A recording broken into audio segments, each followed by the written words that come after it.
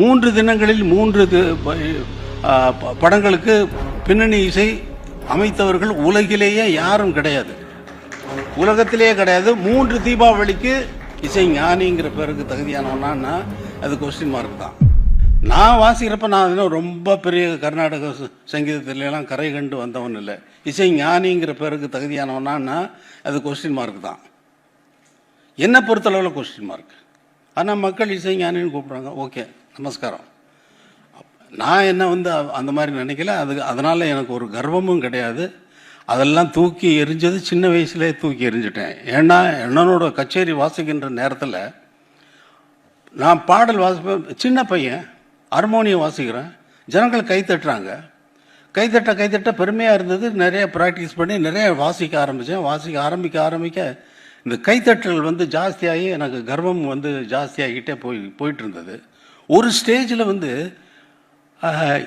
இதை கைத்தட்டுறாங்களே, இது எதுக்கு கைத்தட்டுறாங்கன்னு, பாட்டுக்கா, மியூசிக்கா, நம்ம வாசிக்கிற திறமைக்கா, எதுக்குன்னு சொல்லி என் மனசு உள்ளுக்குள்ளே ஒரு கேள்வி எழுப்புனா, இல்லை இது டியூனுக்காகத்தான் கைத்தட்டுறாங்க. அது என்ன வாசிப்பேன்னா சினிமா பாடல்கள், பாப்புலரான சினிமா பாடல்களை வாசிப்பேன். அந்த பாடல் யார் அப்போ இந்த டியூனுக்கு கைத்தட்டுறாங்கன்னா இந்த கைத்தட்டல் யாருக்கு போகுது? பாட்டுக்கு போகுது. பாட்டு யார் போட்டா? எம்எஸ் விஸ்வநாதன் சார் போட்டார். அப்போ இந்த கைத்தட்டல் விஸ்வநாதன் சாருக்கு போகுது. அப்பாடா, என் தலையில் இருந்து அதெல்லாம் இறங்கி போச்சு, பாரமெல்லாம் இறங்கி போச்சு. நமக்கும் இதுக்கும் சம்மந்தம் இல்லை.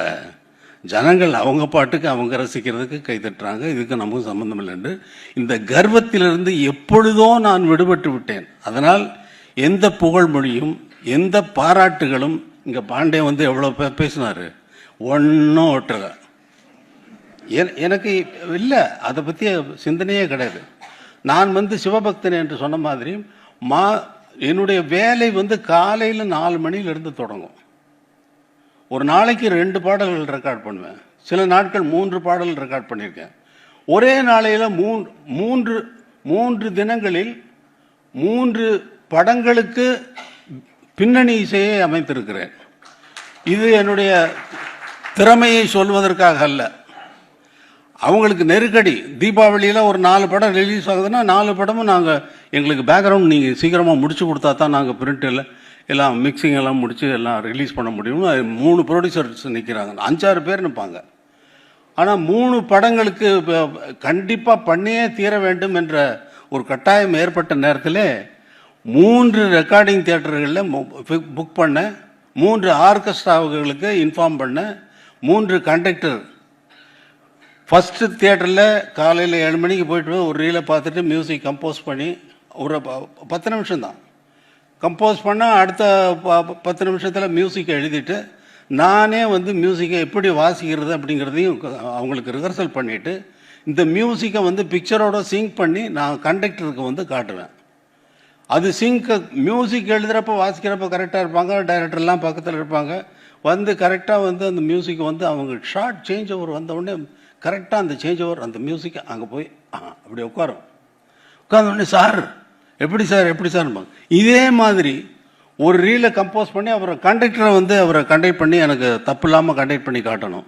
அவர் காட்டுனதுக்கு அப்புறமா அவர் நீங்கள் டேக் போங்க அப்படின்னு சொல்லிட்டு அடுத்த தியேட்டர். அதே மாதிரி அடுத்த தியேட்டர். ஒரு நாளைக்கு 12 ரீல் முடியும். ஒரு படத்துக்கு 14 ரீல் இருக்கும். இந்த 14 ரீலில் ஒரு நாளைக்கு 12 ரீல்னா 3 படத்துக்கு முன்னாங்க 12. அந்த மாதிரி கணக்கில் 3 தினங்களில் 3 படங்களுக்கு பின்னணி இசை அமைத்தவர்கள் உலகிலேயே யாரும் கிடையாது, உலகத்திலேயே கிடையாது. 3 தீபாவளிக்கு 3 கணக்கு பண்ணிக்கோங்க. அந்த மாதிரி